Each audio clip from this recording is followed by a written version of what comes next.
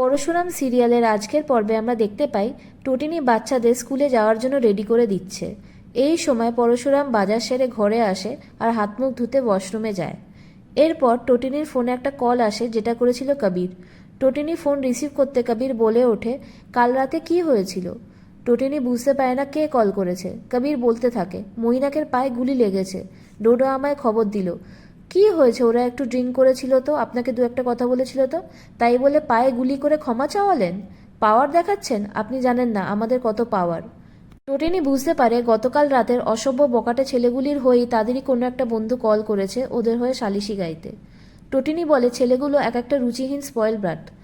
এটা শুনে কবিরের মাথা গরম হয়ে যায় আর সে টোটিনিকে হুমকি দেয়, আপনাদের অবস্থা আমরা খারাপ করে দেব, এই শহর ছাড়া করে দেব, মাত্র 72 ঘন্টার মধ্যে।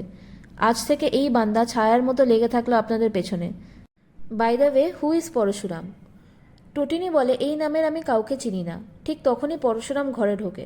আসলে সেদিন রাতে ছেলেগুলোকে পেটানোর পরে এই নামটাই ব্যবহার করেছিল পরশুরাম। এরপর সিন শিফট হয়, আমরা দেখি আরাধ্যার মেহেন্দি অনুষ্ঠান হচ্ছে। দীপালি আসে আর সবাইকে বলে, তোমাদের অন্তত একবার টটিনিকে ডাকা উচিত ছিল।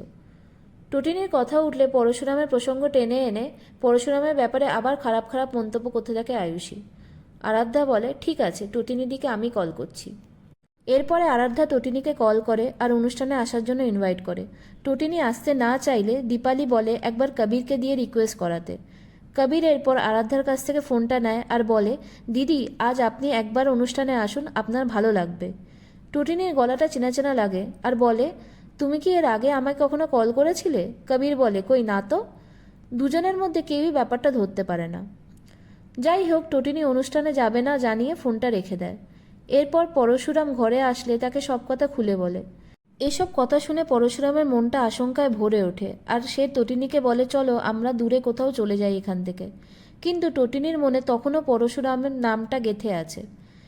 এরপর ডোডো টটিনিকে কল করে আর থ্রেট দেয় এই বলে যে, আপনাদের বাচ্চারা তো স্কুলে বেরিয়েছে, যদি বাচ্চাদের কোনো ক্ষতি হয়ে যায় তো। টটিনি পরশুরামকে এই কথা জানায় আর এই কথা শোনার পরেই পরশুরাম ছুট্টে বেরিয়ে পড়ে। আমরা দেখতে পাই ডোডো কবিরের ইনস্ট্রাকশনে বাচ্চাদের তুলে নিয়ে যাওয়ার প্ল্যান করে। বাচ্চারা তো গাড়ি করে স্কুলে যাচ্ছিল, তাদের গাড়ির পিছনে ডোডো আর তার দল।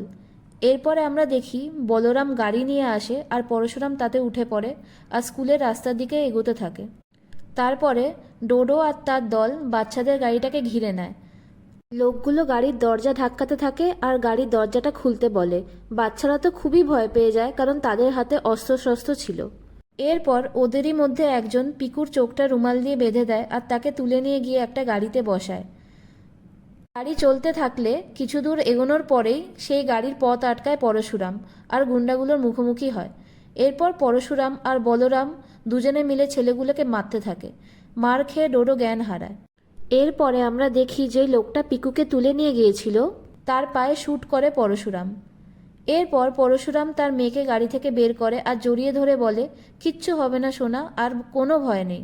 এদিকে টটিনির অবস্থা দুশ্চিন্তায় খুবই খারাপ হয়ে গিয়েছিল। পরশুরাম টটিনিকে কল করে সব কথা জানায়। শুধু নিজে যে গুন্ডাগুলোকে মেরেছিল সে কথা জানায় না, তার বদলে বলে পাবলিকরা ধরে ফেলেছিল ওদেরকে আর পাবলিকের হাতেই ওরা মার খায়। এদিকে লাট্টু তার বাবাকে গুন্ডাগুলোকে মারতে দেখেছিল, এমনকি শ্যুট করতেও দেখেছিল। সে বুঝতে পারে তার বাবাই পরশুরাম। তবে পরশুরাম লাট্টুকে দিয়ে প্রমিস করিয়ে নেয় যে এ কথা যেন সে কাউকে না বলে, তার দিদি, তার মাম্মি, ফ্রেন্ডস, কাউকে না। নিজের বাবাকে হিরোর মতো লড়তে আর দিদিকে বাঁচাতে দেখে বাবাকে জড়িয়ে ধরে পিকু। পরের পর্বে আমরা দেখতে পাবো পরশুরাম কবিরের খোঁজ পায় আর টটিনি ঠিক করে যে ছেলে মেয়েদের সুরক্ষার জন্য সে থানায় গিয়ে এফআইআর করবে।